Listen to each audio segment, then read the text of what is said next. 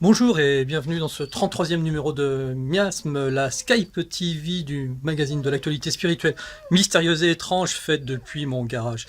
Et oui, c'est un numéro un petit peu exceptionnel aujourd'hui parce que je commence sur une sorte de droit de réponse parce qu'il s'est arrivé un truc extraordinaire.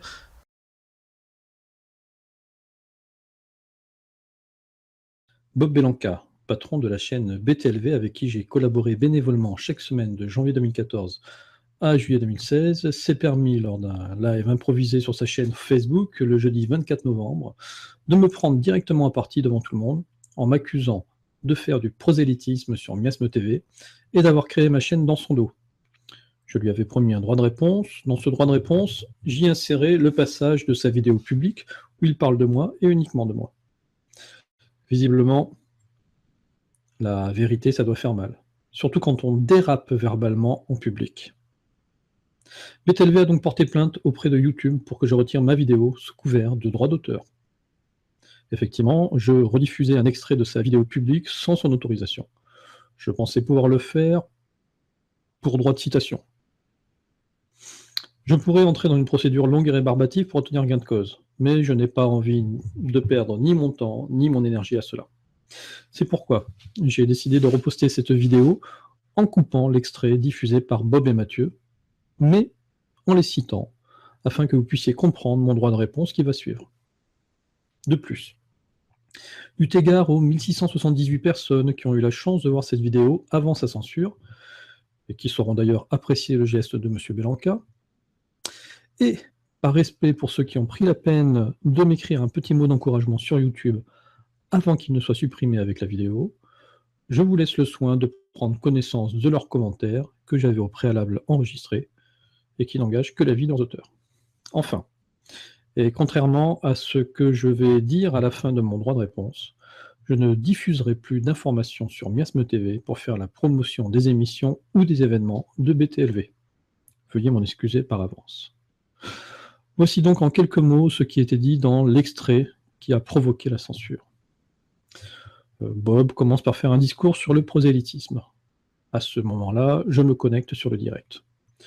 Bob dit alors, je le cite, « On a vu Antoine Station, qui vient de se connecter, qui est là sur le live. Antoine, c'est un garçon qui est gentil comme tout, mais il est passé pendant 1 an et demi sur BTLV pour refaire la même chose de chez lui. Je trouve ça honteux pour moi.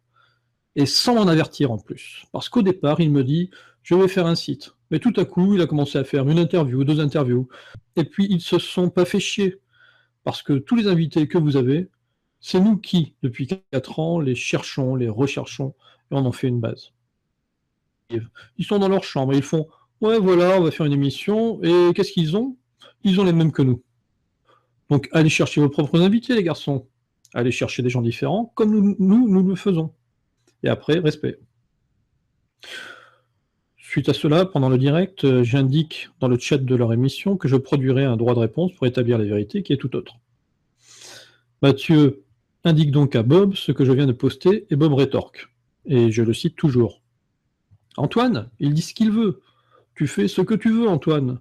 Droit de réponse de quoi? De mes deux? C'est tout à un moment donné. Mathieu lui précise alors ce que j'avais mis dans mon message, comme quoi je lui avais proposé le concept avant. Et Bob surenchérit, je le cite toujours et encore. Hein. Mais il propose ce qu'il veut, mais quel concept à proposer? Mais c'est très bien, ok. Vous savez, tous les gens qui ont des concepts fantastiques, c'est quoi ton concept? C'est de recevoir des gens et de faire des interviews sur le mystère et l'inexpliqué.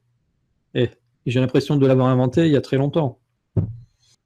Même, c'est que je vais démontrer que le concept, je l'ai effectivement proposé à Bob en août 2014. Et je le prouve avec une réponse où il refuse, gentiment d'ailleurs, par courriel, ce concept. Le problème, c'est que Bob lance des accusations de plagiat sans même connaître la teneur de Miasme TV, qui est une chaîne qui relaye l'information, et puis surtout qui relaye son information. Alors, devant tant de contradictions flagrantes, il a tout simplement préféré supprimer le live Facebook où il intervenait, et faire disparaître de la toile tous les extraits qu'il incrimine, d'où cette censure. Voilà donc mon droit de réponse. Donc me voilà de retour dans mon bureau, hein, sans bah, c'est pas un grand studio, j'ai 2-3 posters pour faire de la déco, voilà, j'ai pas les moyens de BTLV. Donc voilà, moi j'arrive sur Facebook pour faire mon partage, pouf, pouf, pouf, 3 sculptes dans la tête, je comprends pas. Bon, déjà, je fais du prosélytisme. Voilà, je comprends pas ce rapport entre le prosélytisme et mon arrivée, et pourquoi est-ce que voilà, ça a déchaîné ta colère. Attends, t'imagines comment tu m'as parlé? Le concept de mes deux. Oh, shocking, quoi. On parle pas aux gens comme ça. Honnêtement, moi, je croyais qu'on était potes, hein. Oui, parce qu'il faut rétablir un petit peu la vérité, vu que la vérité, t'aimes bien en parler. Moi, je suis pas dans la polémique. Au contraire, j'essaye d'être un maximum rassembleur autour de tous ces mystères où on a du mal déjà face au monde à pouvoir s'exprimer. Alors, si entre nous, on se tape dessus, c'est pas possible. Donc, tu dis, j'ai bossé pendant 1 an et demi sur BTLV. Mais non, mais j'étais là depuis le début. À partir du moment où tu as ouvert ta chaîne et où tu as fait une demande pour que les auditeurs puissent participer à l'actu de la rédac et vous, j'étais le premier à avoir répondu. Et puis pendant des mois, j'étais le seul jusqu'à ce que Nora arrive. Et toutes les semaines, j'étais là sur mon temps libre à faire des émissions avec vous, à préparer les émissions. J'étais là à, à être présent pour vous aider à organiser les salons, les 2 premiers salons. Voilà, j'ai fait la billetterie, j'ai fait l'accueil des personnalités, etc. Et quand tu dis allez chercher vos invités, mais moi je l'ai fait depuis des années. J'ai aidé Yves Cara, tu vois, à rechercher les invités pour vous sur BTLV pour les faire passer. Donc je les connais tous, ces invités.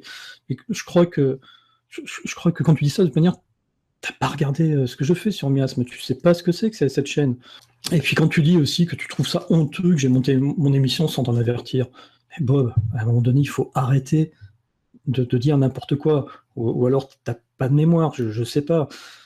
Rappelle-toi, été 2014, j'étais venu te voir avec un gros dossier en te disant tiens, ce serait pas mal si finalement l'actu la rédac et vous, on l'a structuré de la façon dont je présente Miasme, parce que Miasme, c'est un projet que j'ai déposé en 2005 à la base. Donc si tu veux, ça fait longtemps que ça tourne dans ma tête, ce projet-là. Et donc je te présente Miasme, je te dis ce serait bien de le mettre à l'antenne, avec des chroniqueurs, tu vois, chacun aurait son rôle, on pourrait parler de l'actu, de l'agenda, etc. Ce que je fais aujourd'hui, hein. Et non, ça t'a pas intéressé. D'ailleurs, tu m'as même écrit un petit courrier par rapport à celui que moi je t'avais envoyé. Allez, on va le partager, comme ça au moins on ne pourra pas dire que je raconte n'importe quoi. Salut Antoine, j'espère que tes vacances se sont bien passées. Je tenais à te remercier pour ton aide et ton implication au sein de la station. Concernant tes propositions pour l'actu, etc., cela ressemble trop à un magazine et ce n'est pas l'ambiance que je souhaite donner à l'antenne. Cette émission doit être une sorte de grande gueule du mystère et de l'inexpliqué. Sa singularité vient des différentes personnalités autour de la table dont tu fais partie. La durée de l'émission passe à 1h30. On a vu lors de la dernière que 2 heures, c'était pas digeste. Au sujet de la façon dont je te présente, si tu préfères Antoine de la rédaction, cela ne me dérange pas, vendredi, blablabla. Voilà. Bon, tout ça pour dire, tu vois, ce projet, je t'ai pas pris en traite, je te l'ai proposé, tu n'en as pas voulu, c'est toi le boss de ta chaîne, donc tu as tout à fait le droit de refuser tous les projets que tu veux. Mais après, ne me reproche pas, finalement, quand moi j'en ai eu l'occasion, grâce on va dire, à la possibilité qu'a donné YouTube via Hangout de faire des web TV, de pouvoir faire un truc auquel je rêvais. Maintenant, c'est quoi le concept, tu me poses comme question? Je vais t'expliquer le concept, parce que t'as jamais vu mon émission, visiblement.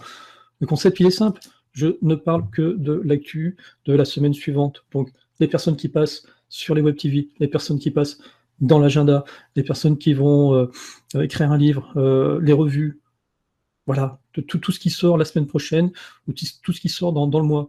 Et chaque semaine, je parle de BTLV, parce que je considère qu'il n'y a pas de petites chaînes, de grandes chaînes, qu'il faut parler de tout le monde. Hein. On est là tous ensemble à parler du mystère, de l'inexpliqué, de la spiritualité, tous contre le reste du monde.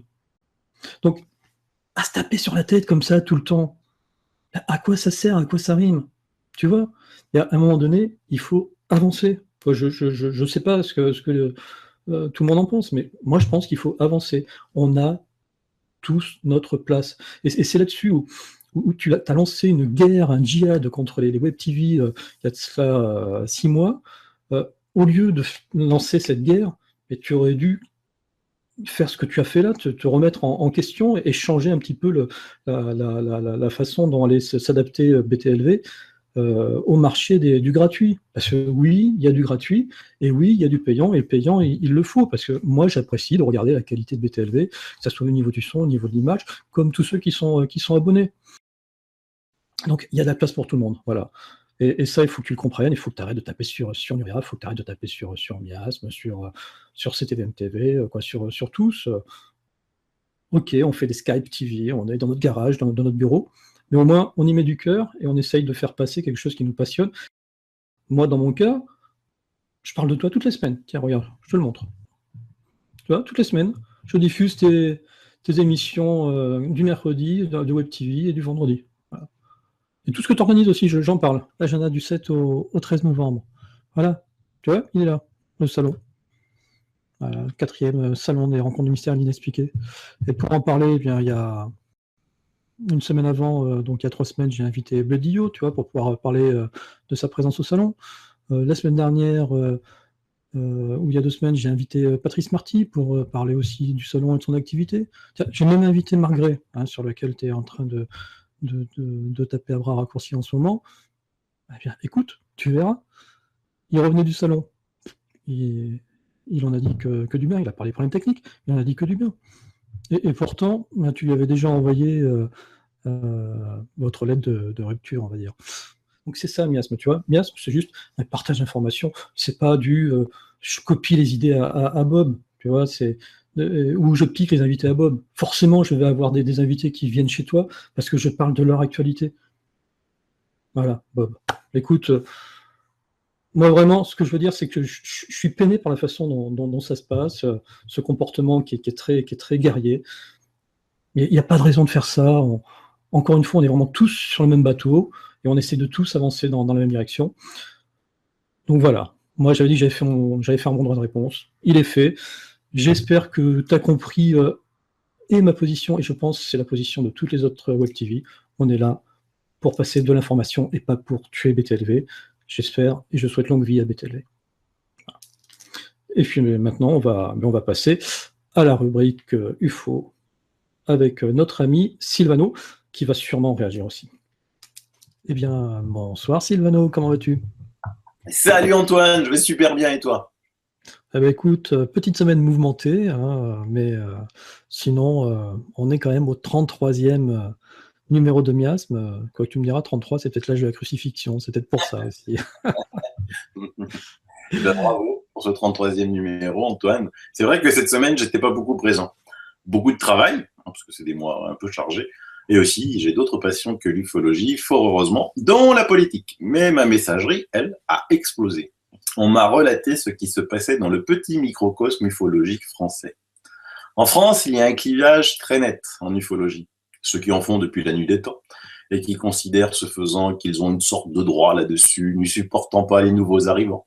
Certes, ils sont là depuis 40 ans, mais pour quel résultat? C'est un sujet qui n'est toujours pas considéré par les médias, qui tournent toujours le sujet au ridicule. Ce qui n'est pas le cas dans les autres pays du monde. Donc pourquoi gonflent-ils le torse? Quels sont leurs succès? Quel bilan revendiquent-ils? Ensuite, il y a des personnes comme Bob, de la chaîne BTLV, qui ont construit un modèle de médias payant pour avoir accès à de l'information. Pourquoi pas? Sauf que, comme dans beaucoup de domaines, d'autres ont innové et proposent la même chose gratuitement. Celui-ci, cet été, a donc essayé de négocier l'exclusivité avec certains chercheurs de vérité. Ceux que je connais ont refusé. Ils ont disparu de l'antenne progressivement. C'est sa chaîne, Bob. Il fait ce qu'il veut. Mais il aurait pu sortir proprement, sans renier les personnes qui ont fait les beaux jours de sa chaîne en les mettant plus bas que terre. Sa vidéo anti-Grey est lamentable. Marc pourra publier les messages de Bob voulant son exclusivité, ce qui prouve que ce qu'il raconte sur lui est faux. On ne négocie pas une exclusivité avec quelqu'un avec qui on ne partage pas les idées. Les elfes, oui, les reptiliens, non. Raccourci facile, qui lui permettra de donner un autre nom à sa chaîne. Bob vous dit toute sa vérité. Que dire de la prestation lamentable style rire et chanson de lui et son pitoyable acolyte? Est-ce avec ce type de personnage que l'ufologie française va gagner en crédibilité? Certes non. Et que dire de certains qui me disaient, m'écrivaient plein de choses négatives sur Bob et que je retrouve à lui tresser des louanges juste dans le secret espoir de passer chez lui pour faire quelques vues? Lamentable. Mais heureusement, il y a aussi en France de vrais chercheurs de vérité qui osent, qui vont loin, qui nous font réfléchir, qui n'ont pas d'œillères et l'esprit très ouvert. Comme je te le disais la semaine dernière, l'essentiel de la littérature, des émissions, des documentaires ufologiques se passe à l'étranger. Beaucoup de ces documents ne sont hélas pas traduits en français, car évidemment la cible est minuscule et ça ne les intéresse pas. Et comme la majorité des Français ne lit ni l'anglais, ni le russe, ni l'espagnol, et encore moins l'italien, c'est vers ces chercheurs de vérité qu'il faut se tourner si on veut évoluer en ufologie. Donc je te propose, Antoine, de laisser ces personnes à leur médisance gratuite. Certains s'occupent par exemple beaucoup de UAT et de moi, alors que moi, je les ignore superbement. Bien sûr, ils médisent dans mon dos tant qu'ils ne dépassent pas la ligne rouge de la diffamation, cela ne me gêne absolument pas. Comme ils ne comprennent pas que UAT puisse avoir un tel succès en si peu de temps, ils cherchent aussi à médire sur UAT. Je prendrai n'importe qui, des faux comptes achetés aux Chinois. Ils oublient juste un détail. UAT, c'est une équipe d'admin, 15, très sérieux. Et n'importe qui présent sur UAT peut cliquer sur les membres et s'apercevoir que ce sont tous des profils bien vivants, parce qu'on les sélectionne vraiment. Ils n'ont même pas idée que le nombre de personnes bloquées ou refusées sur UAT est supérieur à de nombreux autres groupes UFO que certains de ces personnes gèrent. Oui, car nous aussi, comme Bob, on ne prend pas tout le monde. On laisse les doux rêveurs et les sectes à Bob, mais au moins on a l'honnêteté de l'annoncer à l'entrée dès le descriptif du groupe. Alors ignorons-les superbement, travaillons avec les personnes de valeur, et elles sont nombreuses. Une pensée particulière à Nouréa TV, qui fait un travail de qualité, où on sent un profond respect des personnalités invitées. Et surtout, un travail de fond préliminaire, qui permet à Nora de poser à chaque fois d'excellentes questions. C'est cela le chemin à suivre pour l'ufologie française. En plus, c'est gratuit et on ne se fait pas insulter. Bravo Nouréa TV. Bien, revenons sur Terre, parlons ufologie. Comme nous avons encore et toujours de nombreux nouveaux abonnés, j'ai voulu revenir sur le rapport Cometa. Le rapport Cometa est un document non officiel français remis en 1999 à Jacques Chirac et Lionel Jospin traitant du phénomène OVNI. Il a été rédigé par l'association française Cometa pour sensibiliser les pouvoirs publics aux OVNI. C'est un rapport qui était sous l'autorité du général Norlin. Comment les médias ont accueilli ce rapport à l'époque? Je te lis quelques titres. OVNI, soit qui mal y pense. Libération du 21 février 99. Frappe chirurgicale contre les Martiens. Le Canard enchaîné, 21 juillet 99. OVNI, un rapport délirant. L'Express, 5 août 99. Les deux principaux quotidiens nationaux, Le Figaro et Le Monde, sont eux carrément restés muets. Par contre, la publication du rapport a suscité des articles dans la presse étrangère. Dans l'Irish Independent du 17 juin 2000, dans le Boston Globe du 21 mai 2000, et deux versions abrégées d'un article de fond intitulé UFOs and National Security, daté de juin 2000, et qui fut proposé pour publication à l'hebdomadaire français VSD, qui avait fait un hors-série, qui a tout de même été vendu à 70 000 exemplaires. En mai 2010, la commission Pan-Sigma résume dans son rapport d'étape l'action du Cometa, en affirmant en particulier que l'hypothèse centrale proposée par le rapport Cometa ne peut pas, aujourd'hui, encore être prise à défaut et demeure parfaitement crédible. Son président, Alain Boudier, déclare même, en quelque sorte, nous rejoignons les conclusions du rapport Cometa. C'est un rapport de très haut niveau. Ce qui est extraordinaire, c'est que Cometa est plus connu aux États-Unis qu'en France. Et là, j'en reviens à ce que je te disais tout à l'heure, cher Antoine, que, bah oui, en France, on dirait qu'il y a une chape de plomb. Même quand les Français font quelque chose, c'est même pas en France qu'on en parle, c'est ailleurs. Mais ce qui est encore plus extraordinaire, c'est comment, avec les signataires de ce rapport, la presse française n'a pas pu s'y intéresser ou, comme on l'a vu, se moquer. Je cite quelques noms au hasard. Velasco, du CNES, Duboc, pilote, Campagnac, directeur technique d'Air France, Perrier, chef d'escadron de la gendarmerie nationale, Soun, directeur général de l'aviation civile, Domange, général de l'armée de l'air, Algrin, docteur d'État, Bescon, ingénieur général de l'armement, Dunglas, docteur en génie rural, Lemoine, général, Merlot, amiral, Orzag, docteur en sciences physiques, et Denis Letty, général de l'armée de l'air, comme Bernard Norlin. Il y a vraiment un gros problème en France, et les pitres cités plus haut veulent nous faire croire qu'ils sont les rois du monde. Alors, une autre info sur UAT aussi, que tu as ressorti un petit peu, une mystérieuse plaque qui a été trouvée par un de tes compatriotes, hein, c'était dans les années 50 ou 60, Oui. du côté du Canada, je crois, ou quelque chose comme ça. Oui, c'était exactement le 4 novembre 1967. Un immigré italien, Leonardo Romano, qui vivait à Edmonton au Canada, voit à 23h30 une lueur brillante dans le ciel, qui descend vers le sol et commence à émettre une lumière pulsée très intense de couleur rougeâtre. Puis celle-ci s'éteignit et un anneau bleu s'échappa de la boule à 3 reprises. Et puis un objet rond et poli se détacha en tombant sur le sol, en émettant une lumière violette. Il faisait un bruit comme celui des transformateurs électriques. Puis il repartit, absorbé par la boule lumineuse. L'événement dura quand même 20 minutes. Le lendemain, Leonardo se rendit sur place. Après, évidemment, avoir cherché partout des articles de presse pour voir si on en parlait, mais il n'y avait aucun article de presse. Et sur place, il trouva un cercle où l'herbe était pliée, c'est comme dans les crop circles, de 5 mètres de rayon. À l'intérieur de celui-ci, à 2 mètres, il y avait des trous dans la terre d'une dizaine de centimètres. Et une plaque de métal, exactement de 17 fois 12,5 cm, avec une épaisseur de 1 mm. Il n'en parlait à personne, parce qu'en fait, il n'était pas tout à fait en règle avec ses papiers, et il n'avait pas envie d'avoir des justificatifs à donner aux autorités.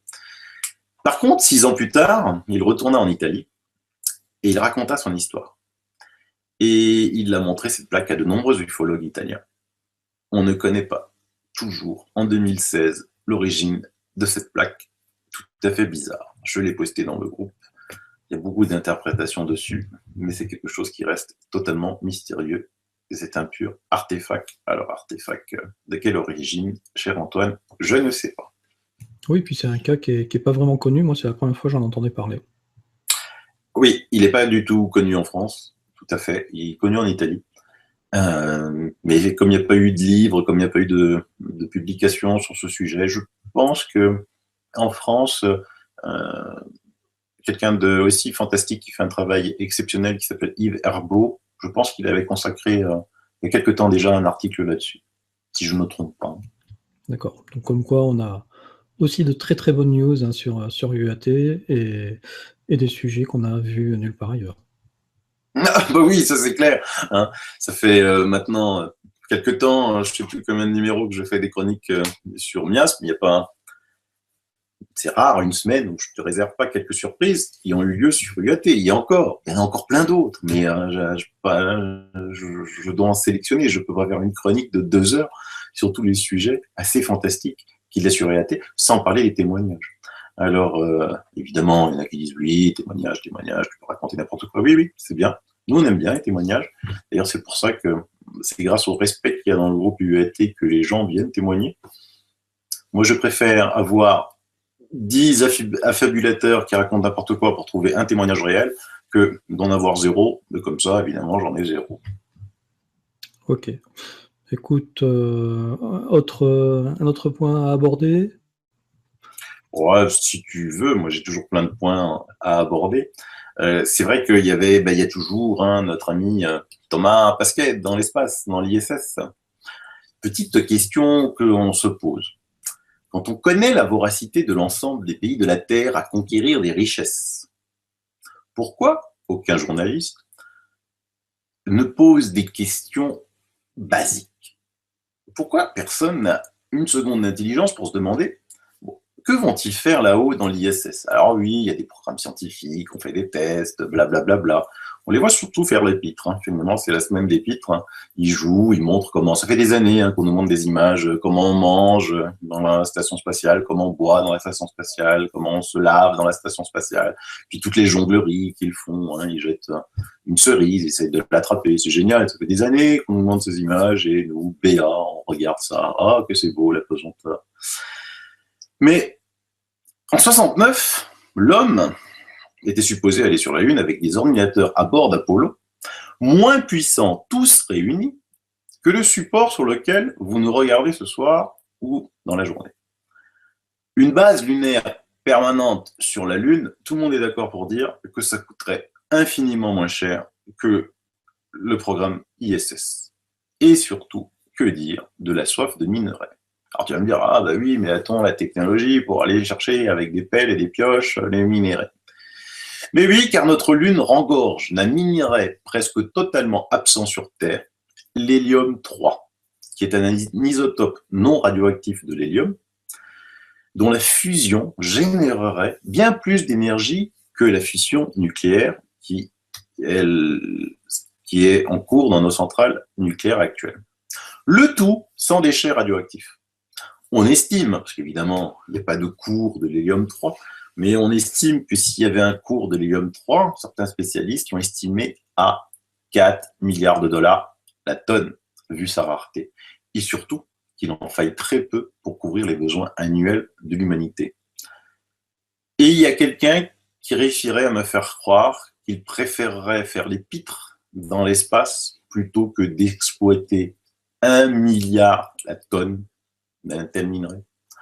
Bon, par contre, tu as des pays qui prennent l'exploitation minière de la Lune très au sérieux. Hein. La Chine a publié un article sur un magazine justement minier, mining.com, le 3 juillet dernier, qui dit, tandis que les États-Unis effleurent l'idée que l'Inde ou la Russie en ont eu par le passé, ou évoqué la possibilité, la Chine est la seule puissance allant de l'avant avec un programme réel. Et donc, la Chine prévoit de retourner sur la Lune au début des années 20. Une navette remplie d'hélium-3 rapporterait sur Terre l'équivalent d'1 milliard de barils de pétrole en énergie. Tu vois ? Et donc, on se pose toujours des questions. Pourquoi l'agence européenne, pourquoi les Européens, pourquoi les États-Unis, eux, préfèrent faire les pitres dans l'espace? Petit coucou à Rock en passant. C'est ce que j'allais dire. Petit coucou à Rock en passant. Et pour ceux qui n'auraient pas eu l'occasion de voir l'interview qu'on a fait, l'entretien, la discussion qu'on a eue avec Rock et Silvano, mais c'est toujours sur miasmetv.com et voilà, et vous allez apprendre plein de choses, mais quand même à regarder les vidéos de Rock avant d'approfondir le sujet. Eh bien, écoute, je te remercie, Silvano. Je t'invite à rester avec moi, parce que encore cette semaine, Solène est en rétablissement. On va recevoir dans la soirée Mohamed de CTVM TV et Nico Bizarre d'Akasha Web Radio TV. Voilà. Et avant de passer donc à la grille des programmes TV, moi je voulais parler d'un livre. Voilà, celui-ci. Vampire, Dracula, Carmilla, Báthory et tous les autres par monsieur Jacques Sirjean. Alors, comme chaque semaine, on essaie de présenter un nouveau livre. Il vient de sortir tout beau, tout neuf, il a 3 semaines, il est juste magnifique. Donc on retrouve une partie des travaux de Jacques Sirjean sur les vampires, et des illustrations, un recueil d'illustrations que vous allez retrouver à l'intérieur qui sont juste voilà, de toute beauté avec les commentaires de Jacques. Alors, je voulais juste préciser, parce que maintenant, du coup, dès qu'on va inviter quelqu'un, on va avoir un petit peu peur, il va falloir qu'on se justifie à chaque fois, etc.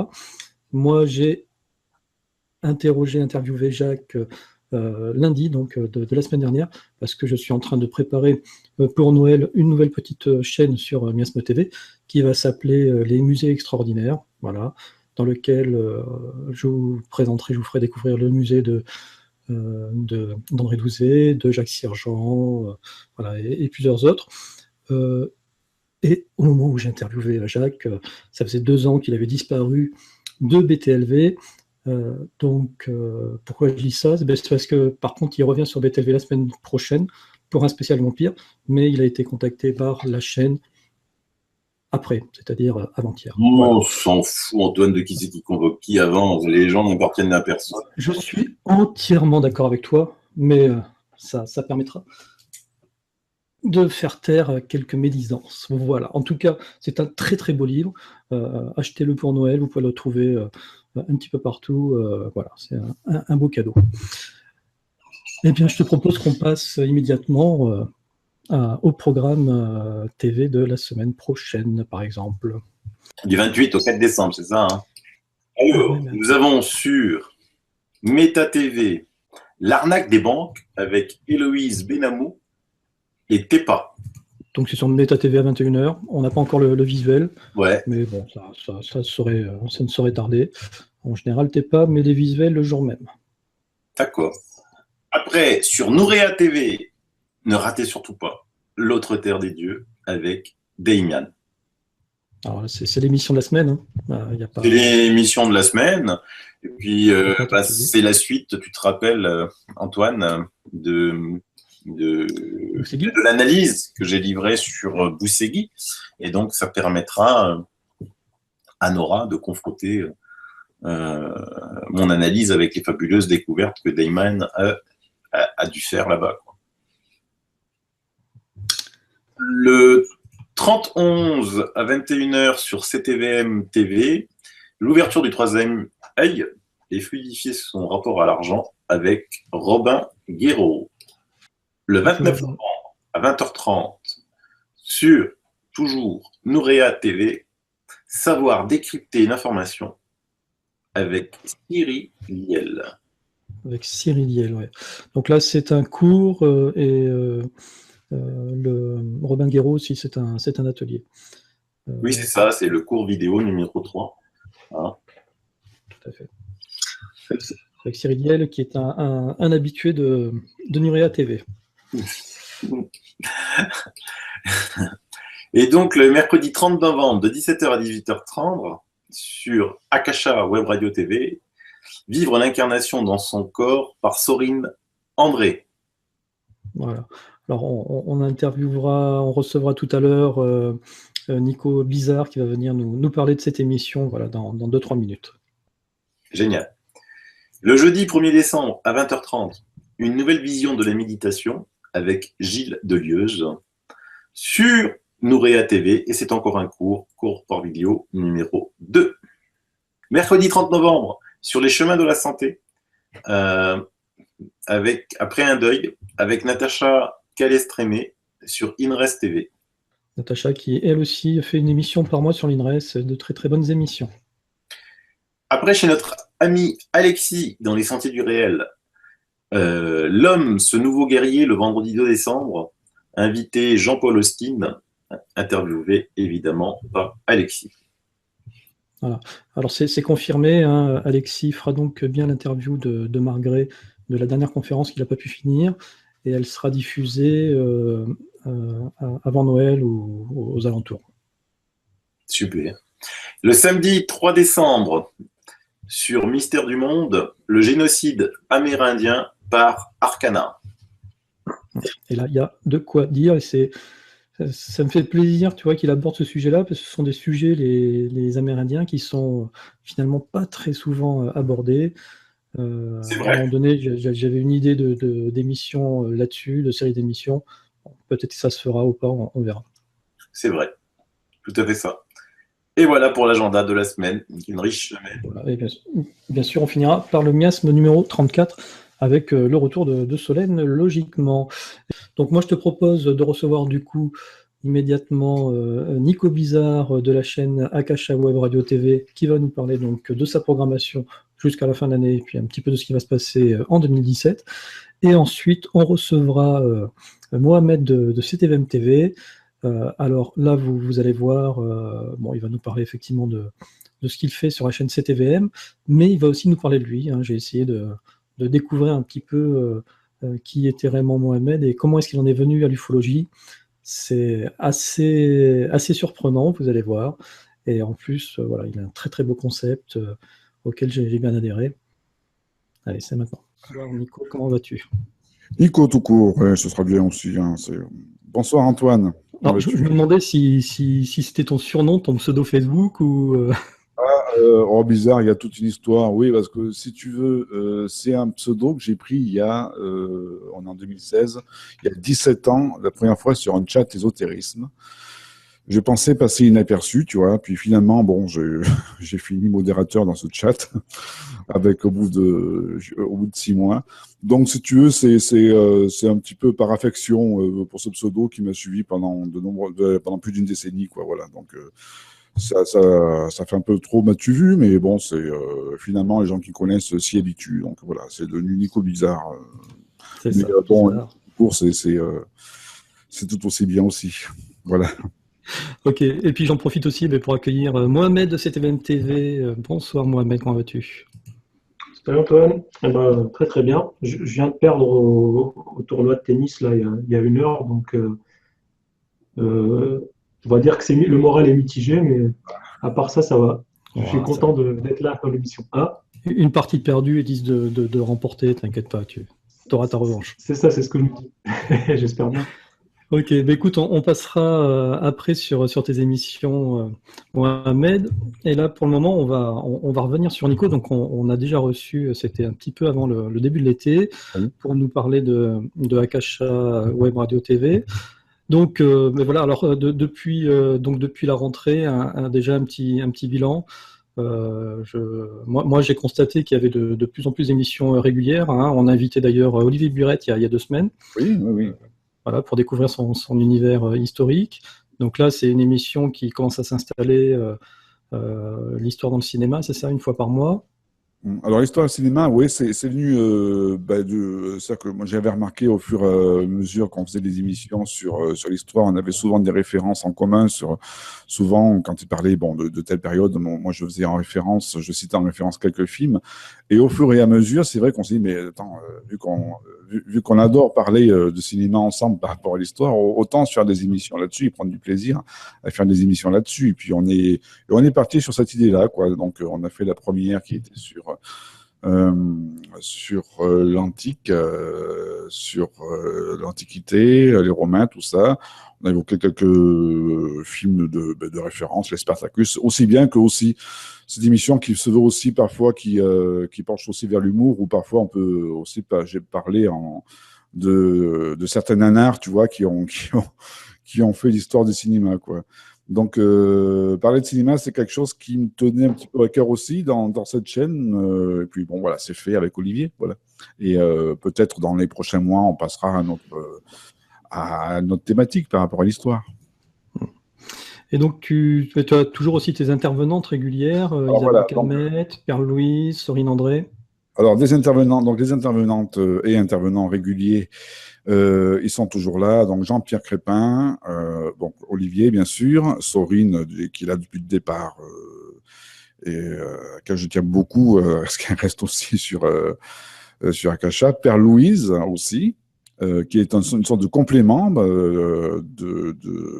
de Sorine, et aussi une toute nouvelle venue, Isabelle Calmette, qui est surtout là pour du développement personnel. On est un peu plus dans le côté psy, un peu moins ésotérique, mais c'est tout aussi intéressant avec Isabelle Calmette. On a fait déjà 2-3 émissions ensemble sur le lâcher prise, l'anxiété, voilà. Et la prochaine, ce sera sur la bienveillance. Tu vois, Oui, voilà, c'est ça. Là, je suis en train de partager la page, donc vous pouvez retrouver sur akasha-webradio.com. Alors, il y a des émissions. Alors, j'ai mis aussi sur la page d'accueil, c'est des émissions qui n'ont pas encore trouvé de date. Ce sera avec Reynald Roussel, qui nous fait l'amitié de revenir. Il était déjà intervenu déjà 2 fois sur Akasha. Donc, Reynald Roussel, qui est un des plus reconnus au niveau, voire même au niveau européen aussi. Sophia Mézia, qui était déjà intervenue sur Akasha pour parler d'astrologie. Et là, on va faire un petit bilan de l'année 2016 et qu'est-ce qu'elle voit à peu près sur 2017, et avec aussi quelques questions auditeurs. Et la prochaine émission avec Père-Louise, dont on a trouvé la date juste il y a 2 heures. Là, j'ai fait l'émission avec elle, et puis on a calé la date sur la conscience des énergies et les potentiels. D'accord. Donc ça nous amène jusqu'à la fin de l'année à peu près. Alors ça amène jusqu'à la fin de l'année. Alors j'ai oublié aussi Jean-Marie Muller, qui pratique ce qu'on appelle le chamanisme sauvage. Enfin, j'avais déjà fait une interview avec lui aussi au tout début de la chaîne. Qui sera le 7 décembre, Jean-Marie. Voilà, le 7 décembre. Et ensuite, Sorine revient en décembre aussi, comme chaque mois. Voilà, on a déjà donc les intervenants réguliers viennent. On a au moins une moyenne de 4 émissions au moins 4 émissions par mois, si ce n'est que le dernier mois, c'était moins évident parce que, bon, je dis, pour des raisons personnelles, il y a eu un déménagement, ce qui fait que ça a un petit peu mis, ça a un peu mis en suspens pendant une semaine, mais là, ça repart pour de bon. Et le but et l'objectif, c'est d'arriver, que je me donne et qu'on se donne tous sur la chaîne, c'est d'arriver à une moyenne de 2 émissions par semaine. Ouais, au moins, de se donner cet objectif, au moins pour le printemps 2017. D'accord. Bon, et puis, Akasha, c'est aussi une web radio. Hein, Alors, c'est une web radio, voilà. Ça, j'y tiens aussi parce que je suis, bon, comme tu as pu le deviner par rapport à Bowie, par rapport à.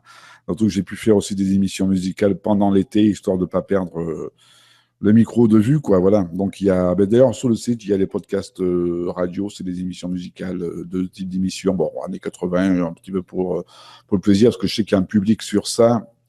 Qui me suit sur ça, et aussi une émission un peu plus rock, sélection Vinyl Club, où c'est un petit peu, c'est un genre de culture rock, quoi, si tu veux, où j'aborde une thématique, que ce soit les riffs de guitare légendaires pendant 1h30, et d'autres joyeusetés rock and roll. Alors, je sais qu'on avait aussi annoncé une émission spéciale David Bowie qui n'a pas pu se faire cet été avec Egon Kragel. Donc, en tout cas, elle sera faite pour les 1 an de l'anniversaire de la oui, on va essayer de faire en sorte. Oui, on va ça fait que il y a eu on a avec Egon et moi, on s'est contactés entre l'un qui a ses occupations et ensuite s'est rebondi sur moi qui était un peu moins c'est un peu moins évident pour moi après pour caler cette émission, mais là on va essayer quand même de la faire ensemble, parce que il m'a envoyé déjà le but de l'émission, c'était aussi de non pas de passer les titres que tout le monde connaît, parce que ça autant que les gens écoutent un best-of, tu vois, c'est du pareil au même, mais c'était, lui, il a une collection de titres live et rares aussi, c'est-à-dire que c'était de faire une sorte de valeur ajoutée à cet hommage, justement en mettant des titres qui étaient un peu plus rares à entendre de Bowie, soit des versions démo, des versions live inédites. Voilà, c'est un petit peu la valeur ajoutée qu'on voulait apporter à cette émission, qui est partie pour faire au moins plus de 3 heures, hein, et qui sera uniquement en audio. Voilà. Et en parlant de David Bowie, je rappelle à nos auditeurs que Claire Thomas sur CTVM TV a fait une émission sur les vies antérieures de David Bowie qui était juste extraordinaire. Voilà, que vous pouvez retrouver, je crois que c'était en septembre ou au mois d'octobre sur CTVM TV. Est-ce que je vais rajouter pour la musique aussi quelque chose qui est en cours aussi avec Jean-Pierre Crépin, c'est les 40 ans du punk aussi, 40 ans du punk rock et là. Justement, lui qui aime bien parler le punk rock, qui est arrivé à la période du thatcherisme en Angleterre. Justement, là, je pense que la période du thatcherisme, à mon avis, en France, on va peut-être pas tarder à y venir. Donc, est-ce que le punk va revenir à l'actualité? Voilà, on va essayer de voir ça avec Jean-Pierre. Vous allez faire une petite excursion du côté du punk français aussi, ou ça sera que du punk anglo-saxon? Jean-Pierre, c'est quelqu'un qui a connu pas mal d'artistes qui a vagabondé un petit peu dans ces milieux-là, et il a connu pas mal de personnes, que ce soit Star Shooter, tout ça. Bon, il a. Voilà. J'espère qu'il parlera des yéyé punk, hein, les Wampas. Les Wampas, oui, ils sont, depuis les Wampas pour toujours. C'est ça, Wampas forever.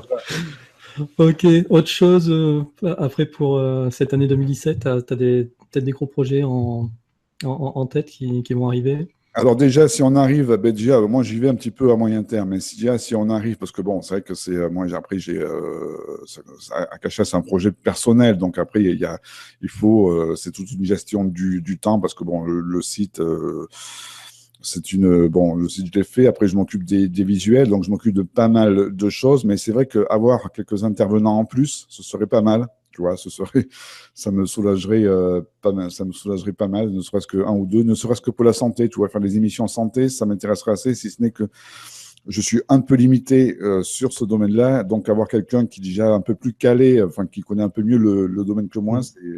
Malheureusement, je crois que sur la santé, c'est très difficile d'avoir des intervenants. Alors, peut-être un petit projet sur la santé, tu vois, il y a avec l'éditeur François Michalon, on a parlé, bon, c'est encore sous réserve, mais une émission sur le burn-out, tu vois, qui peut être faite avec le docteur Delabosse. Il y a un bouquin qui est sorti sur ça, le burn-out, le vrai du faux, aux éditions Fortuna. Voilà, je fais un peu de pub au passage, parce que on a évoqué l'idée de faire une émission avec Isabelle Calmette, voilà, un genre de hangout, on dira plusieurs, où on peut parler de ce sujet-là. Voilà, c'est le seul truc que je peux avoir sous la main. Une émission en réserve qui peut se faire. Sinon, après, en termes de santé, mis à part le développement personnel un petit peu avec Isabelle Calmette sur l'anxiété, le trac, le côté un peu plus psychologique. Après, la santé pure et dure, c'est moins évident de trouver des intervenants sur ça, quoi. Ouais, c'est pas évident. D'ailleurs, j'en profite juste pour donner une info santé que j'ai entendue sur les chaînes mainstream. Aux États-Unis, ils vont faire mettre sur les tubes de granules d'homéopathie un message comme quoi ça ne guérit pas. Voilà. Bon, évidemment, oui. Voilà, je crois qu'il n'y a rien à rajouter là-dessus. Ouais. Ils ont raison. Oui, bien sûr. Ok. Bon, mais écoute, Nico, je te remercie d'être passé, nous faire ce petit. Après, il n'y a pas de problème, hein, voilà, puis à la rigueur, on se redonne rendez-vous. Ben, écoute, moi, étant donné que je t'ai dit que je m'étais fixé l'objectif de faire au moins 2 émissions par semaine au moins pour le printemps, on verra au printemps. Je peux revenir au printemps pour faire un petit peu le point, il n'y a pas de souci. Voilà, c'est exactement ce que j'allais te proposer. On se revoit au printemps. Mais pour Egon, pour l'émission de Bowie, en tout cas, si c'est voilà, quand le résultat final sera fait en audio, je t'avertis immédiatement parce que je sais que tu tiens aussi pas mal à ce que cette émission se fasse, autant que moi, et c'est que ce serait une super émission, je pense qu'on pourrait faire. Et puis un bel hommage à lui rendre oui, aussi. En janvier. Ok, bon, écoute, je te remercie de ton passage et puis je te dis à bientôt. À bientôt, Antoine. À bientôt, Mohamed. Salut, Nico. À bientôt. Salut. Bon, bien, écoute, Mohamed, maintenant on va passer à ta chaîne. Alors, j'aurais bien aimé montrer ton émission la semaine prochaine, mais comme tu me l'as avoué, t'es qu'une grosse feignasse. J'ai été feignant. C'est ça. Ah. Donc le sujet de la semaine prochaine, ouais, c'est une émission que je ferai tout seul, donc moi-même, c'est il s'intitule « Quel avenir pour l'humanité ces 20 prochaines années ?» Donc, quel avenir? En fait, j'ai eu l'idée de ça suite à la catastrophe qu'on a évité de justesse avec la non-élection de Clinton et donc l'élection que j'ai accueillie avec un certain soulagement de Trump, aussi bizarre que ça puisse paraître pour certains. Parce qu'avec Clinton, je pense qu'on se préparait pour une guerre nucléaire. Et de ce fait, j'ai eu cette idée, j'en ai un peu discuté avec Jonathan, qui est un intervenant régulier sur cette TVM TV. Puis je me suis dit que j'allais faire une émission là-dessus pour parler un peu justement du comportement de nos élites depuis quelques années par rapport à la préparation de certaines villes souterraines dans le monde, par rapport à certains bunkers, des tunnels où on stocke des denrées, certaines grandes quantités, etc. Et puis essayer aussi un peu de prévoir ce que fera l'être humain d'ici 20 ans. Pour résumer, je ne dirais pas trop, mais voilà, un peu se barricader dans des villages à petit nombre, être autonome au niveau de la nourriture, énergétiquement, etc. Mais je pense vraiment qu'on se dirige vers ça. Alors, j'ai dit ces 20 prochaines années, peut-être que ça sera 25, j'en parlerai pendant l'émission, mais je vois vraiment ça. Je pense qu'on le connaîtra de notre vivant. Bon, donc, ça peut être intéressant. Mais ça sera argumenté dans la ligne un peu de l'émission que j'avais faite sur la face cachée de la Lune. J'aime bien partir de faits précis, indiscutables, et soulever certains faits pour faire une synthèse qui coule de source, logiquement. Et voilà, parce que de toute façon, voilà, comme je me lance, etc., je cherche un peu, je n'ai pas cette crédibilité, on va dire, quand je fais des émissions seules que d'autres pourraient avoir, mais par contre, j'ai cette synthèse et ce raisonnement, voilà, que j'essaie de faire ça de manière implacable. D'accord. Bon, mais effectivement, c'est pas rassurant pour nos gosses, cette histoire-là. Mais malheureusement, c'est vrai qu'il y a certains faits que tu apporteras qui sont qui sont assez troublants. Alors après, Clinton, Trump, la peste ou choléra, c'est clair que je ne suis pas sûr duquel était le meilleur choix. Clinton, au moins, est-ce qu'elle aurait, selon toi, fait ce qu'elle avait dit, c'est-à-dire divulguer, dire toute la vérité sur la réalité extraterrestre? Elle avait mis ça dans son programme. Je ne pense pas maintenant. Mais à la limite, je te dirais, je m'en fous, parce que de toute façon, qu'elle le divulgue ou non, elle était prête à enclencher une guerre nucléaire avec les Russes, c'est ma conviction. Et je dirais même que c'était prévu à l'avance. Ceux qui ont un peu fouiné dans les mails, les échanges de mails qu'elle a eus avec les Russes peuvent en tirer certaines conclusions dans ce sens. Voilà, maintenant, je pense que Clinton était vraiment. Je suis tombé par hasard à la Fnac sur un bouquin de David Icke, dont je ne me souviens pas, je me rappelle pas du titre, mais qui est très connu. Et je suis tombé pile sur un passage sur Hillary Clinton, justement. C'est un passage qui parlait un peu des pratiques sexuelles bizarroïdes de Hillary Clinton, mais on ne s'étendra pas là-dessus. Mais aussi du fait que c'était vraiment un esclave, un pantin de certaines élites, mais un pantin dévoué. Et c'est ça qui est inquiétant quand, quand on accepte certaines choses dites de la théorie du complot, qu'on commence à s'y intéresser, et qu'on met de côté le mot complot et qu'on essaie de creuser au niveau des faits. On se rend compte que Hillary Clinton était vraiment un soldat, un bon toutou des élites, et que voilà, elle voulait faire en sorte de réduire le nombre d'êtres humains sur la planète. Et pour moi, Trump aussi, avec tous ses défauts, etc., c'est certainement raciste, c'est certainement, voilà, il a plein de défauts, hein, c'est clairement, tu vois, voilà, je sais que il fait baver beaucoup, il va en faire baver beaucoup, mais je pense qu'il va sauver la vie à des millions de personnes dans le monde. Et je pense surtout qu'il va faire chier les élites. C'est un mégalomane, hein, certainement, mais c'est quelqu'un qui, je le pense, j'en suis convaincu, est dévoué à son pays. Et comme il le dit, il n'avait aucune raison, voilà, il a l'argent, il a la réussite, il n'a aucune raison de braver le système, d'en baver autant pendant un an, et d'en prendre plein la gueule, si ce n'est finalement pour faire passer certains messages forts, certaines idées fortes qu'il aura envie de passer. Et je pense qu'il est du côté du peuple. Et je te dirais même un truc, je pense qu'il finira pas son quinquennat un peu comme JFK. Je pense qu'on va le tuer avant qu'il fait, c'est pas un quinquennat, c'est 4 ans, avant qu'il finisse ses 4 ans. Voilà, on en reparlera d'ici 3 ans, je pense qu'on verra, rendez-vous pris. Ok. Bon, bah, écoute, de toute manière, voilà, moi, les deux candidats, pour moi, c'était à peu près du pareil au même. Je disais peste et choléra, finalement, c'est peut-être choléra et peste. Voilà. Écoute, moi, j'aimerais revenir un petit peu sur toi et sur ce qui t'a amené à participer à cette aventure CTVM TV. Et donc, toi, tu as ta chaîne, maintenant que tout le monde connaît, hein, qui s'appelle Ufologie et Secrets Historiques. Voilà, donc là, je suis sur la page de CTVM TV. Donc, vous pouvez retrouver tous les podcasts sur cette page. Comment t'en es venu à créer cette chaîne, toi? Comment tu es rentré dans l'ufologie, finalement? Alors, moi, c'est une idée, finalement, que je voulais concrétiser courant 2015. Je pensais vraiment, avant de connaître l'existence de cette CTVM TV, on parlait du lancement du projet, projet qui a été lancé dès septembre 2015, avant d'ouvrir officiellement le 1er février 2016.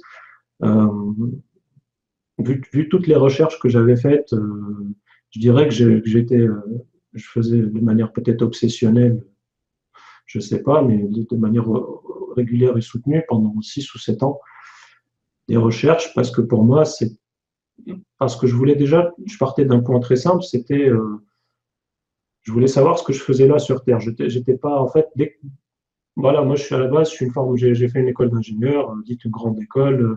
J'ai commencé, voilà, à travailler en 2009, j'étais salarié.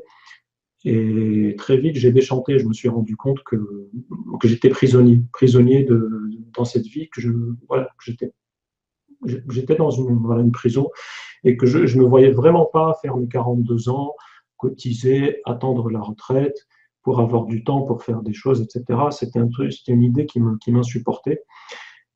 Et en fait, je suis parti d'un constat très simple. Je me suis dit, pour acheter ma liberté, il me faut de l'argent. Donc, comment font les gens pour devenir riches? Comment font ceux qui sont riches? Alors, pour ça, déjà, il fallait répondre à une première question, qu'est-ce que l'argent? Et c'est parti de là, en fait. Je me suis intéressé à l'argent, donc la monnaie ex nihilo, c'est-à-dire créée à partir de rien, comme l'indique son nom en latin. Et petit à petit, donc, je me suis intéressé à la macroéconomie, au monde de la finance. J'ai mon activité du moment, c'est le trading. Je fais du trading à mon compte depuis quelques mois. Et en fait, je suis un autodidacte de la finance, de l'économie, même si j'en ai fait pendant mes études. Et petit à petit, je suis parti de voilà, l'argent, l'économie, la finance, la géopolitique, les religions. Et je sentais toujours que j'essayais, en fait, mon but, c'était de savoir, bon, déjà, ce que je faisais là, qui j'étais, mais bon, j'étais encore loin d'avoir cette réponse. Et je voulais savoir un peu, je voulais avoir la vision d'ensemble de ce qui se passe sur cette planète. Et plus j'avançais, et plus je sentais qu'il manquait un puzzle, une pièce du puzzle très importante pour avoir cette vue d'ensemble. Et cette pièce du puzzle, en fait, en fonction des événements, quand on analyse les événements et tout, je sentais à chaque fois une intervention externe, finalement, je dirais, différente de l'intervention humaine, donc non humaine, qui a apporté son grain de sel. Et c'est ce qui m'a amené à force, en fait, à un moment donné, à accepter la présence extraterrestre sur Terre et à commencer à me dire c'est possible, ça peut exister. Et à ce moment-là, une fois que j'ai accepté ça, j'ai fait les recherches et petit à petit, les pièces du puzzle s'imbriquaient. Et voilà, j'en suis arrivé là. Et bon, l'étape après, on va dire l'ufologie et la présence extraterrestre, parce que c'est bien que les extraterrestres interviennent dans notre vie de tous les jours, à travers la politique, à travers l'économie, à travers la finance, à travers le système de prison qui est l'argent créé à partir de rien via les banques et tout. Une fois qu'on est arrivé là, bon, c'est bien, mais comment lutter contre ça, comment s'en libérer, entre guillemets, ben, c'est là qu'est venue à moi la spiritualité, entre guillemets, c'est-à-dire que je me suis intéressé. Il y a un livre qui m'a beaucoup aidé dans ma vie, c'était Conversation avec Dieu, c'est Neil Donald Walsh, c'est ça. Et donc, j'ai compris certaines choses, certaines lois, grandes lois dans l'univers. Et puis j'ai compris quelque chose de très important. J'ai appris à réduire chaque pensée à deux vecteurs simples, finalement. Parce que pour moi, chaque pensée a comme racine soit l'amour, soit la peur. C'est pas la haine, hein, la peur, c'est vraiment la peur, parce que la haine est une conséquence de la peur. Et à partir du moment où j'ai réussi à réduire ça de manière simpliste, chaque pensée, chaque événement qui arrive autour de moi, ben, ça m'a donné des repères solides pour construire la suite. Et ça m'a aussi permis de sortir des religions. Donc moi, bon, voilà, je suis né en Tunisie, je porte le prénom d'un prophète. J'ai été à l'école publique tunisienne.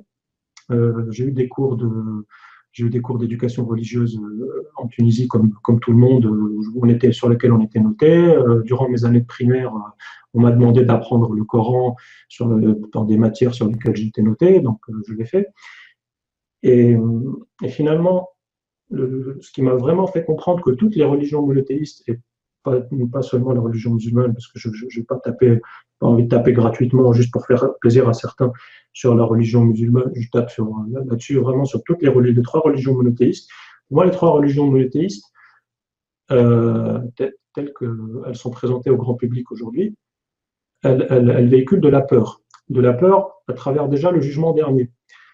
Donc, je me dis, quel est ce Dieu qui finalement qui soumet à lui, qui demande aux pratiquants ou aux fidèles de se soumettre en leur promettant un jugement dernier si jamais, donc l'enfer ou le paradis, etc., si jamais ils ne font pas ce que certains disent qu'ils devraient faire. Et voilà, à partir de là, j'ai compris, je dis, bon, c'est de la peur, donc il y a un problème. La peur, c'est pas bon. Si Dieu, normalement, la source créatrice de l'univers, ça ne devrait pas être ça, ça devrait être au contraire de l'amour. Donc, il y a un problème. Après, effectivement, on peut discuter des religions monothéistes et dire que le message premier de Jésus, de Mahomet et de Moïse a été déformé, etc. Très certainement. Hein.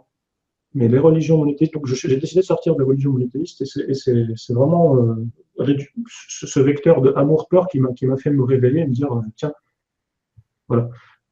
Donc voilà, donc finalement j'en suis arrivé là, c'est au bout de 6-7 ans de recherche passionnée, on va dire, des centaines d'heures à regarder des vidéos. Je lis beaucoup, hein, je lis même si ces derniers mois je lis moins, mais je suis quelqu'un qui lit beaucoup depuis 6-7 ans.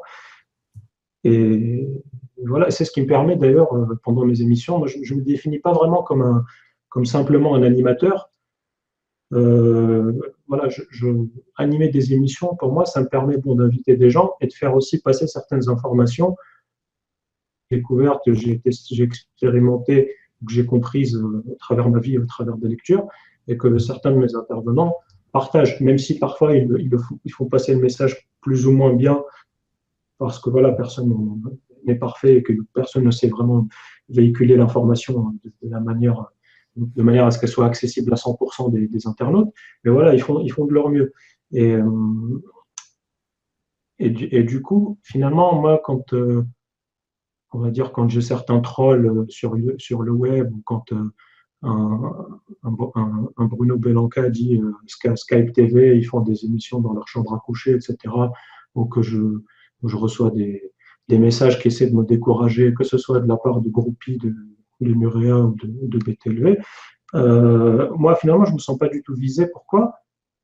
Parce que je ne me définis pas comme animateur. Je ne suis pas animateur, je suis un autodidacte qui a fait son chemin, qui essaie de se découvrir, qui a compris beaucoup de choses, je sais beaucoup de choses sur moi-même aujourd'hui. Je n'ai pas fini, je suis loin. Mais donc, en fait, ça ne m'atteindra pas, ce genre de truc. Moi, mon but, vraiment, c'est quoi ? Je connais, quand je te dis que je suis qui, c'est quoi mon chemin de vie, finalement ? Mon chemin de vie, une des choses pour lesquelles je me suis incarné sur cette planète et que je dois remplir, c'est la communication. Donc, quand je fais de la communication, je communique certaines informations sur le web, je suis en accord avec moi-même, avec mon chemin de vie. Et c'est certainement pas quelques petits plaisantins qui vont me détourner de ça. C'est pour ça que je risque de décevoir certains. Je vais faire ça pendant des années. Même si, là, en ce moment, je fais une émission toutes les 2 semaines depuis un mois, je calme un peu pour certaines, parce que j'ai certaines occupations à côté. Je vais faire ça pendant des années. Et l'idée, c'est, moi, je ferai pas encore aucun autre message, c'est que je suis pas là pour l'argent, même si j'aimerais bien quand même que cette VMTV rentre dans ses frais, dans le sens où investir autant de temps, que ce soit moi ou les intervenants, et aussi payer un informaticien, faire un site internet, faire des slides, machin. Au moins, voilà, qu'on ait cette reconnaissance de ceux qui nous suivent, qui aident la chaîne pour comment la chaîne rentre dans ses frais. Voilà, moi personnellement, et ceux qui ont créé la chaîne, le but, c'est pas d'en faire un business, d'investir des centaines de milliers d'euros on n'a pas trouvé un créneau dans lequel on s'est engouffré. On s'est dit, voilà, on va bloquer le truc. Non, on essaie de faire passer des infos. Parce qu'on est là pour ça. Ouais.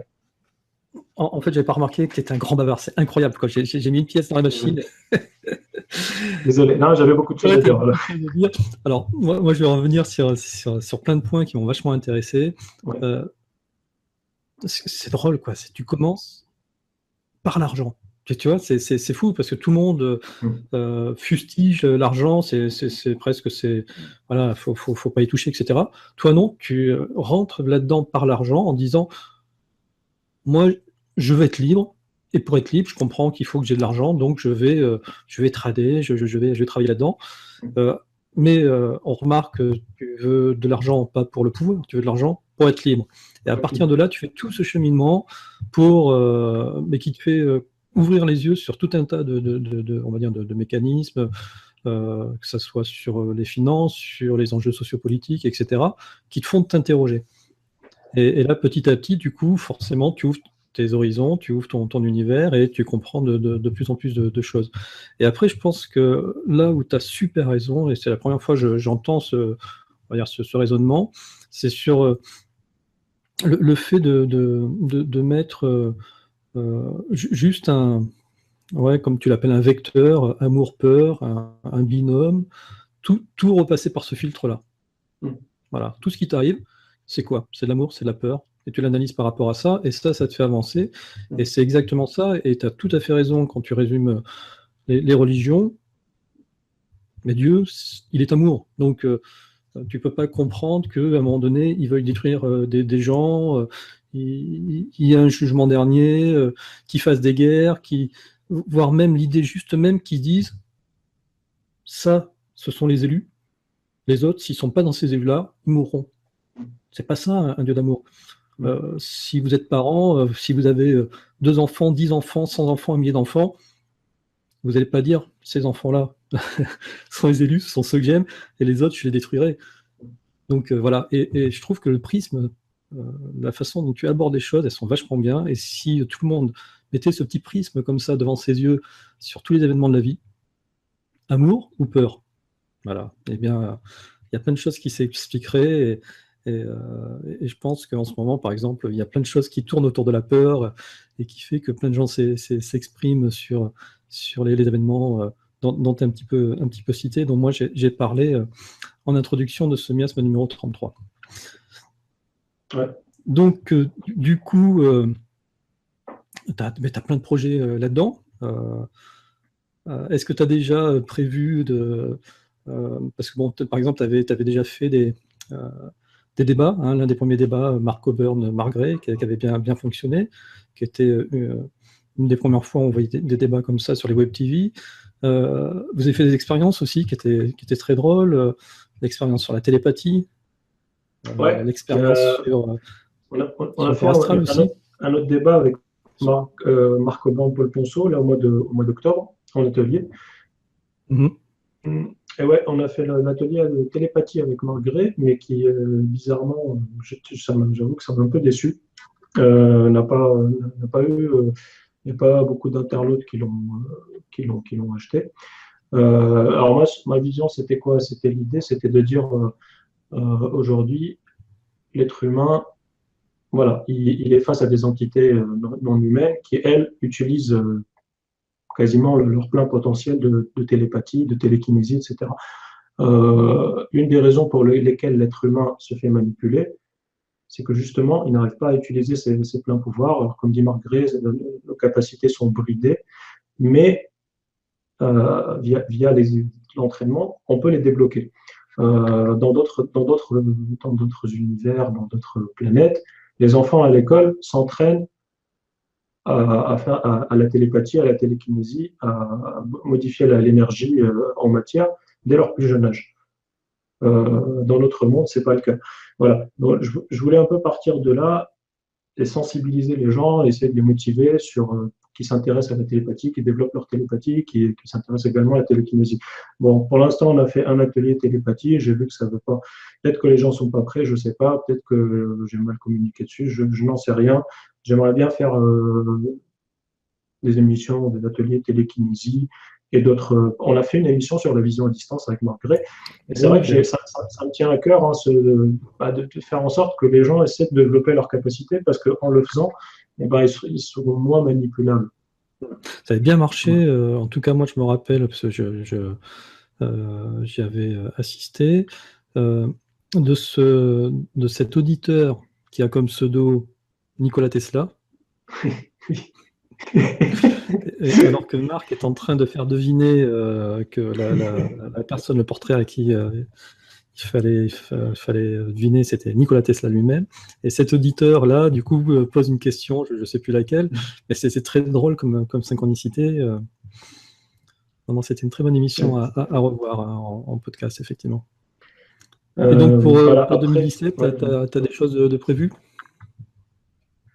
Alors, bon, pour décembre, déjà, je vais finir. Bon, je fais cette émission la semaine prochaine dont on a parlé au début. Il y a Jean-Louis Coussement qui revient. Bon, je m'intéresse un petit peu aux méthodes.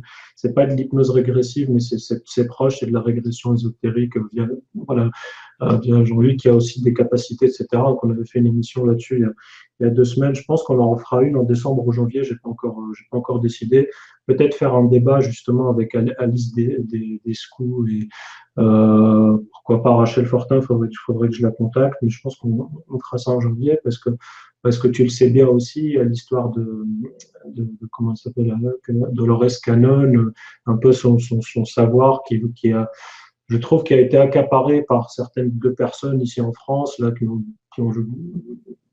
fait la traduction de son bouquin et qui un peu essayent que ce soit un territoire chasse gardée, qu'on n'ait pas le droit d'en parler, machin. Et la méthode de Dolores Cannon ne donne pas les mêmes résultats apparemment que d'autres méthodes, par exemple la méthode Terre de Jean-Luc Coussement. Quand j'en avais parlé avec Alice Dessous hors antenne, elle me disait qu'elle ne rencontrait pas d'entité négative dans l'astral, dans ses régressions. Je ne comprenais pas, je me dis pourtant c'est infesté. Et je pense qu'il y a des choses à clarifier à ce niveau-là. Alors, à mon avis, ça va se faire en janvier, ça ne se fera pas en décembre, mais j'aimerais bien remettre les choses au point là-dessus. On a Peter Knight, Peter le Chevalier, là, qui va faire une émission parce qu'il avait des problèmes d'Internet. Et on va faire une émission le 29 décembre, un peu une vue d'ensemble sur Code Adamski, plein les envahisseurs et d'autres sujets que j'ai pas en tête, mais voilà, ça va être une émission où il va apporter quelques nouveautés. Alors 2017, moi j'aimerais bien continuer. J'aimerais bien continuer, reprendre ce sujet de développer les capacités humaines. On me demande de faire des émissions, au moins une sur la franc-maçonnerie. Attention, il y a les veilleurs de la franc-maçonnerie qui vont arriver dans l'astral. Non, mais voilà, pour ça, il faut que. Je pense que c'est un sujet. Pour l'instant, il faut que j'évolue moi en tant que personne et que je découvre, on va dire, le côté obscur avant de faire ça, parce que beaucoup de personnes qui ont essayé de traiter le sujet ont connu certains déboires. Et voilà, là, je parle un peu on va dire, de manière ésotérique, mais voilà, c'est un sujet que j'aimerais bien aborder en 2017, mais pour ça, il faut que je sois plus fort en tant qu'âme et être humain, tu vois. Donc voilà, ça fait partie de mes challenges, on va dire. Mais voilà. 2017, donc je disais développer ses capacités humaines, faire des émissions sur des débats sur ces régressions, ce qu'on voit dans l'astral, moi j'aimerais bien continuer à faire certaines autres émissions sur les civilisations dans l'univers. J'avais fait un atelier avec Jonathan là-dessus. J'aimerais vraiment inviter des personnes qui ont été dans d'autres dimensions, etc. Mark Oburn avait fait ça, même s'il est controversé, etc. Mais bon, voilà, déjà avec Jonathan, on a un autre témoignage. J'ai d'autres personnes qui m'ont contacté en privé, avec lesquelles je n'ai pas encore fait d'émissions, qui ne sont pas connues, mais qui ont certaines expériences de leur côté. Je pense qu'il y a un tabou que je vais lever en 2017, c'est les reptiliens. C'est faire comprendre aux gens qu'il y a quand même des bons reptiliens et des mauvais reptiliens. Et aujourd'hui, dans l'ufologie, un peu, on a tendance à dire, voilà, les méchants, c'est les reptiliens et c'est eux la cause de tous les maux de l'être humain. Et c'est pas tout à fait vrai. En fait, il y a des méchants, il y a des gentils. Et je pense que ça mérite plusieurs émissions pour que les gens ouvrent les yeux et aussi qu'ils arrêtent de se culpabiliser, de dire c'est la faute des uns, c'est la faute des machins. Et parce que rester dans la culpabilité, la culpabilisation, c'est ne pas avancer. Et mon but, c'est vraiment que les gens avancent. Ok, bon, mais en tout cas, c'est tout un programme. Je te remercie d'être intervenu et d'avoir pris un petit peu de temps pour faire cet enregistrement. Merci. Moi, j'espère que ça va continuer très très longtemps, cette EVMTV. Voilà, tu vas pouvoir t'éclater encore très très longtemps et puis continuer comme ça à nous faire réfléchir et nous faire découvrir de nouveaux horizons sur l'ufologie. Merci Antoine. J'espère on va tout faire pour. L'ufologie et l'histoire. C'est les secrets historiques. Et les secrets historiques, oui, exactement. Ok. Merci Mohamed, à bientôt. Merci. Ciao. Donc voilà, c'était Mohamed de CTVM TV que j'avais enregistré hier. C'est pour ça que Sylvano n'était pas à l'antenne, sinon, bien entendu, il aurait réagi à tout ça. En tout cas, tu verras, Sylvano, quand tu regarderas l'émission, voilà, il a vraiment un concept qui est très très bien. Écoute, je te propose de passer immédiatement à la suite, c'est-à-dire à notre revue de presse. Et ce soir, je vais vous présenter la revue ici, Oui Demain, le numéro 16. C'est un trimestriel, donc c'est le numéro de novembre, décembre, janvier. C'est une revue qui est vraiment très particulière, hein, qui parle que de faits de société, mais assez underground. Et là, on a tout un dossier sur Utopia, les villes utopiques, les cités utopiques, assez génial, avec des photos extraordinaires. Et on a un reportage sur Madol. Donc finalement, ce sont des poupées gonflables, mais alors vraiment 2.0, nouvelle génération. On arrive au droïde, hein, c'est juste hallucinant. Et là, le photographe qui partage les photos, en fait, il a acheté une doll et il la trimballe partout. Il va. Non. Je te jure. Non. Attends, j'essaie de retrouver les photos. Mais au moins, elle gueule pas.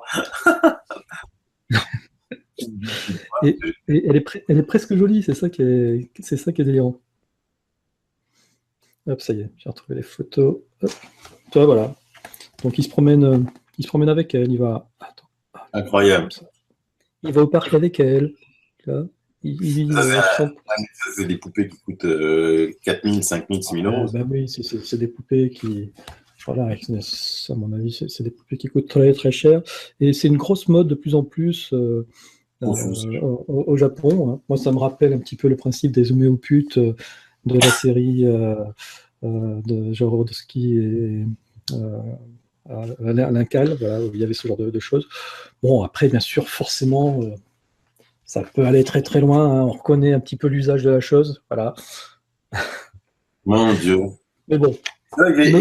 Le Japon est une sorte de prototype qui me fait peur, moi, de ce qui pourrait se passer, parce que là, eux, comme ils font pas beaucoup d'enfants, ben, eux, par contre, ils prennent pas des migrants, hein, parce que on n'a jamais entendu dire qu'un Japonais était raciste, mais si on appliquait les lois du Japon en France, je te dis pas, c'est Marine Le Pen à côté, elle fait passer pour un gentil bisounours, puisque au Japon, par exemple, quand tu es musulman, c'est qu'on a la Constitution, hein, tu n'as pas droit d'être propriétaire, tu n'as presque aucun droit. Il y a 1000 musulmans à peu près au Japon. Ah oui, c'est assez étrange.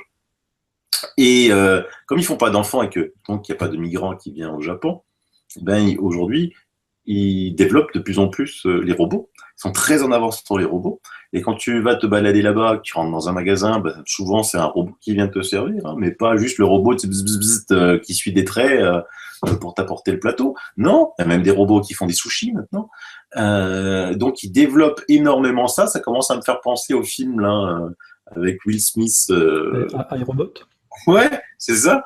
Et si en plus ils remplacent leurs femmes, et les femmes remplacent leurs hommes par des poupées qui font presque plus vrai que nature, on se demande où va ce pays, quoi.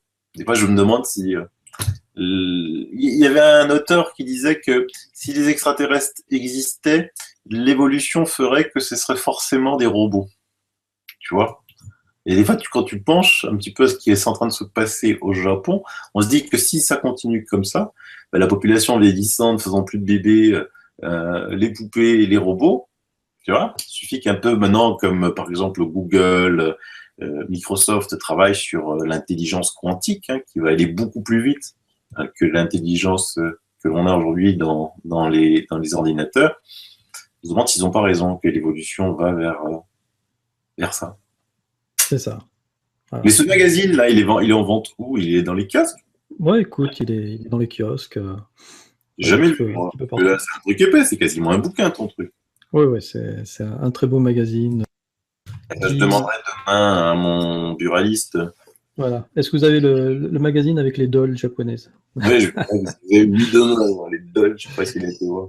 C'est Week-end demain et c'est 12 €. Voilà, le numéro 16. Ça coûte que 12 €, vous l'avez pareil? Ouais, c'est ça. Là-bas. Donc voilà ce qui clôture notre petite rubrique revue de presse.